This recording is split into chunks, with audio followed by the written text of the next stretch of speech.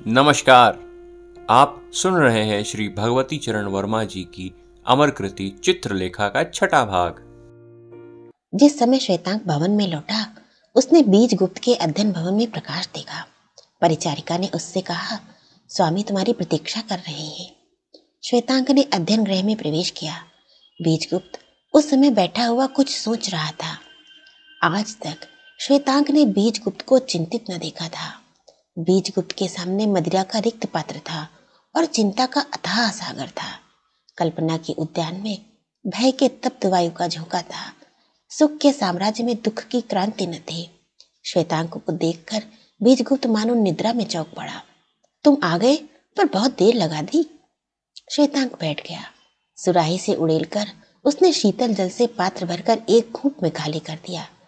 कुछ देर तक उत्तर की प्रतीक्षा करने के बाद बीजगुप्त ने फिर कहा, श्वेतांक, तुम मेरे प्रश्न का उत्तर नहीं दे रहे हो, क्या कारण है? हाँ स्वामी, स्वामिनी की प्रतीक्षा में मुझे इतनी देर लग गई। चित्रलेखा की प्रतीक्षा में? बीजगुप्त संभल कर बैठ गया। क्या कहा?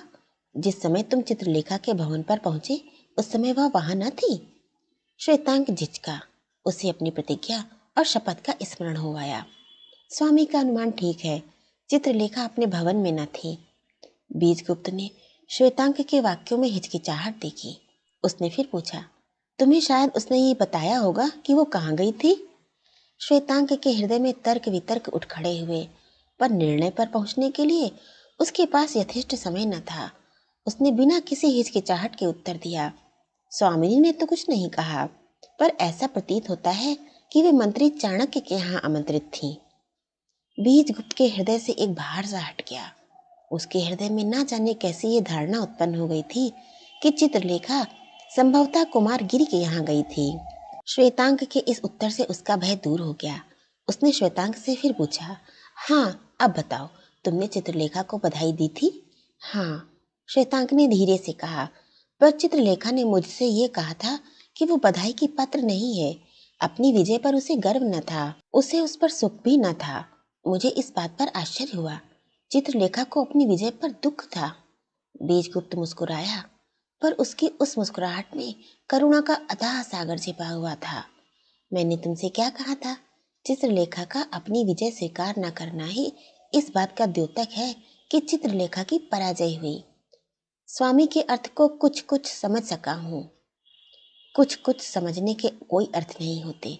यदि तुम समझ सकते हो तो पूर्णतया, नहीं तो बिल्कुल ही नहीं। बीजगुप्त उठ खड़ा हुआ।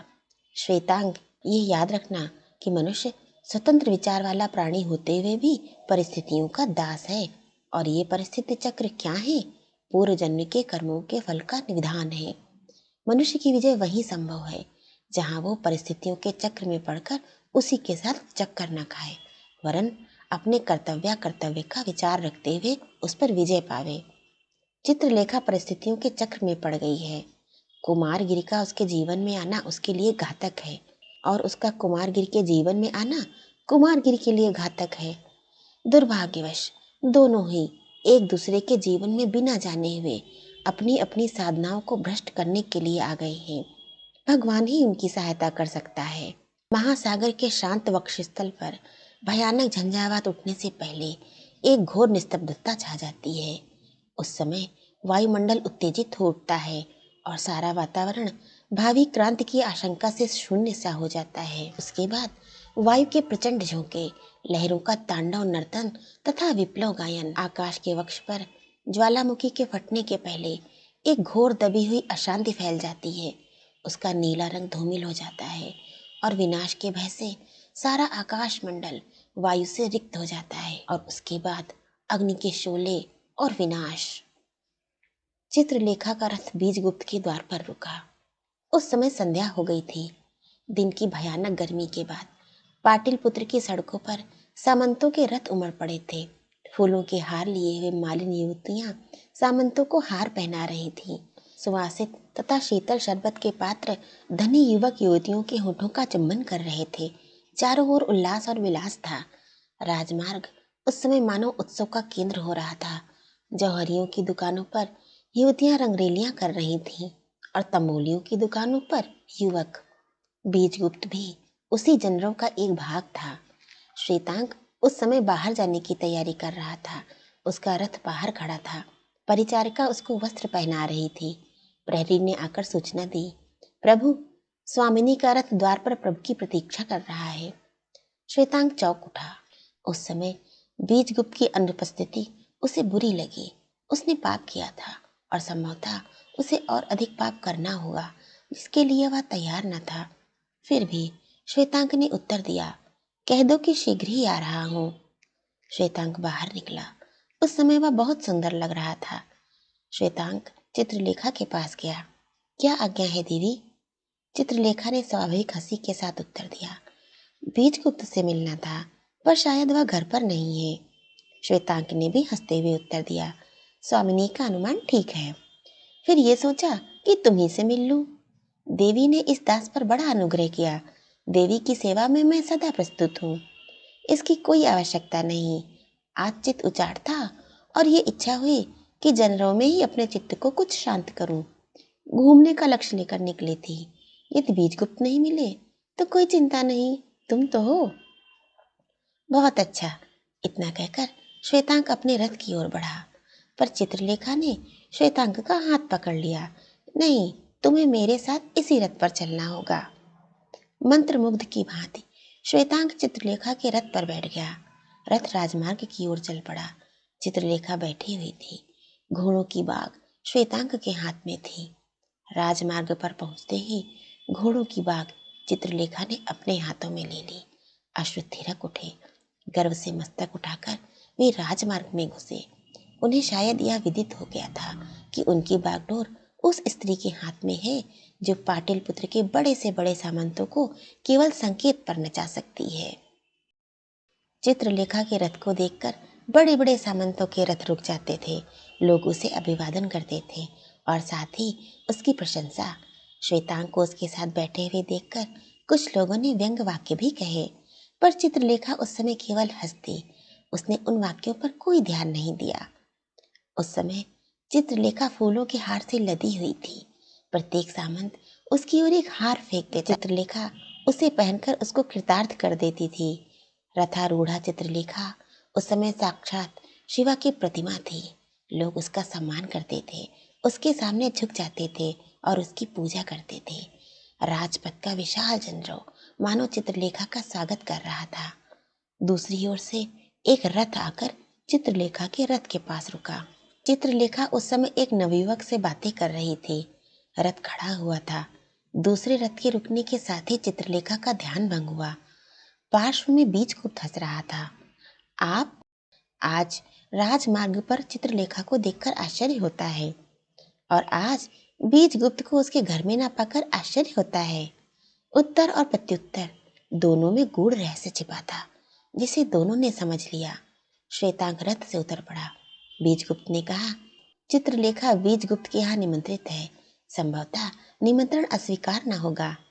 चित्रलेखा ने उत्तर दिया, चित्रलेखा को बीजगुप्त का निमंत्रण सहर्ष स्वीकार है। उस समय संध्या बीत रही थी। राजमार्ग पर प्रकाश होने लगा था। बीजगुप्त अपने रथ से उतरकर चित्रलेखा के रथ पर बैठ गया। घोड़ों की रास उसने अपने हाथ में ले ली। श्वेतांग ने बीजगुप्त का रथ संभाला। दोनों रथ बीजगुप्त के भवन की ओर मोड़ दिए गए। बीजगुप्त ने कहा, मुझे दुख है, जिस समय तुम मेरे भवन में गई उस समय मैं अनुपस्थित था। दुख होने की कोई बात नहीं, चित्रलेखा मुस्कुराई। दोष मेरा ही था, क्योंकि मैं ऐसे समय पर पहुंची थी जब मैं कभी भी तुम्हारे यहाँ नहीं जाती थी, इसलिए तुम्हारा भवन में ना होना अस्वाभाविक नहीं था। चित्रलेखा मौन बैठी थी और बीजगुप्त भी मौन था। कुछ देर तक दोनों में कोई बात नहीं हुई। इसके बाद बीजगुप्त ने आरंभ किया, चित्रलेखा, कई दिनों से चित्त उद्विग्न हो रहा है। क्यों, यह मैं स्वयं ही नहीं जानता। एक बात पूछूंगा, कई दिनों से तुम मेरे यहाँ नहीं आई, इसका क्या कारण है? चित्रलेखा ने अपना मुख उठाया। कारण पूछते हो? नहीं आ सकी क्योंकि आने की इच्छा नहीं थी। बीजगुप्त को इस उत्तर की आशा न थी। उसका अनुमान था कि चित्रलेखा कोई कारण बताएगी, पर इतनी स्पष्ट तथा वास्तविक बात सुनकर उसे आश्चर्य हुआ और कुछ क्रोध भी हुआ। क्रोध अपने ऊपर तो हुआ ही, पर चित्रलेखा पर भी हुआ। आने की इच्छा न थी, इसका कारण जानने का मैं अधिकारी हूँ। चित्रलेखा ने बीजगुप्त के मुख की ओर देखा। उस पर दृढ़ता थी और गंभीरता थी, क्रोध की छाप थी और स्वामित्व की गुरता थी। चित्रलेखा का मुख लाल हो गया, फिर भी अपने भावों को दबाते हुए कहा, अधिकारी हो, इतना नहीं जानती थी। मनुष्य पर मनुष्य का क्या अधिकार है, यह मैं नहीं समझ सकी। फिर भी तुम कारण जानना चाहते हो तो सुनो।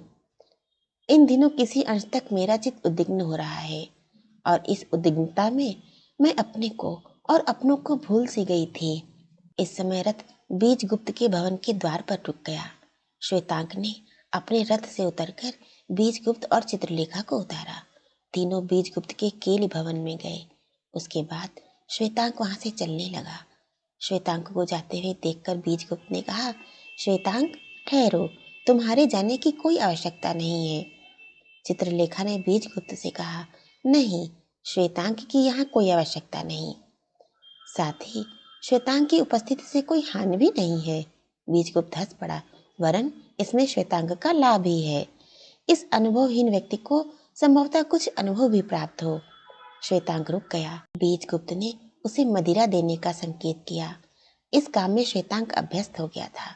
मदिरा का पात्र उसने बीजगुप्त को दे दिया, चित्रलेखा को दिया और स्वयं भी लिया। फिर थोड़ी दूर हटकर श्वेतांक बैठ गया।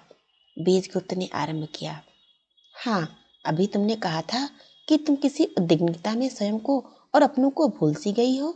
इस विस्मृति को उत्पन्न करने वाली उद्विग्नता भी विचित्र होगी। चित्रलेखा हंसी, तो क्या मैं ये समझूं कि बीजगुप्त मुझे अपनी मन प्रवृत्ति का विश्लेषण करने को बाध्य कर रहे हैं? नहीं, बाध्य नहीं कर रहा हूँ, वरन प्रार्थना कर रहा हूँ कि मुझको ये ज्ञात हो जाए। यदि बीजगुप्त यह प्रार्थना कर रहे हैं तो उनको ये विदित हो जाए कि उद्विग्नता असाधारण है और उस उद्विग्नता का कारण भी असाधारण है, पर साथ ही चित्रलेखा उस उद्विग्नता पर अधिक कहने में असमर्थ है। बीजगुप्त ने श्वेतांक की ओर देखा। श्वेतांक मौन भाव से उस बातचीत को सुन रहा था। चित्रलेखा असमर्थ है? बीजगुप्त ने धीरे से कहा, आज हम दोनों के परिचय के बाद पहला अवसर उपस्थित हुआ है जब चित्रलेखा बीजगुप्त से अपनी बातें छिपा रही है। चित्रलेखा का हृदय बदल गया है, इसका बीजगुप्त को कुछ क्षीण आभास हो रहा था। मदिरा की गर्मी वहां बैठे हुए व्यक्तियों पर अपना प्रभाव जमाने लगी थी। दूसरा प्याला अपने होठों से लगाते हुए चित्रलेखा ने कहा, इस परिवर्तनशील संसार में किसी भी चीज का बदल जाना अस्वाभाविक नहीं है। बीजगुप्त स्तब्ध रह गया। इस उत्तर के लिए वह तैयार न था। क्या कहा? इस परिवर्तनशील संसार में किसी भी चीज का बदल जाना अस्वाभाविक नहीं है? तो फिर मैं समझ लूं कि चित्रलेखा का प्रेम बदल सकता है?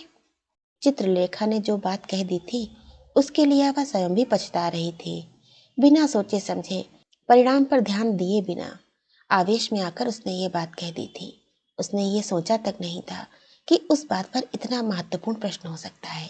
उसने साहस किया, नहीं, बीजगुप्त का अनुमान मिथ्या है। चित्रलेखा का प्रेम सागर की भांति गंभीर है, उसका बदलना असंभव सा है। पर साथ ही मैं ये मानती हूँ और उसको ठीक भी समझती हूँ कि प्रेम परिवर्तनशील है। प्रकृति का नियम परिवर्तन है। प्रेम उसी प्रकृति का एक भाव है। प्रकृति का नियम प्रेम पर भी लागू हो सकता है। कटु होते हुए भी चित्रलेखा ने जो कुछ कहा वो किसी अंश तक सत्य था। इसका बीजगुप्त ने अनुभव किया। बात सत्य थी, कहने का अवसर उपयुक्त था और बात का प्रसंग भी समयोचित था।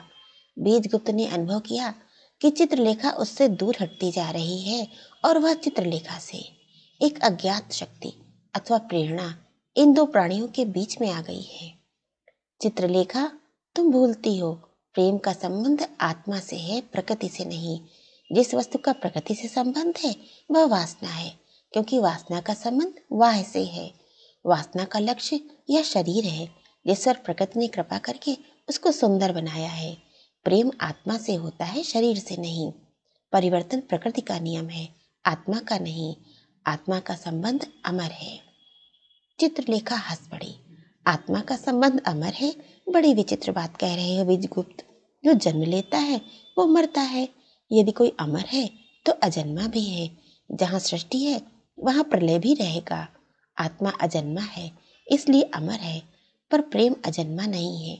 किसी व्यक्ति से प्रेम होता है तो उस स्थान पर प्रेम जन्म लेता है।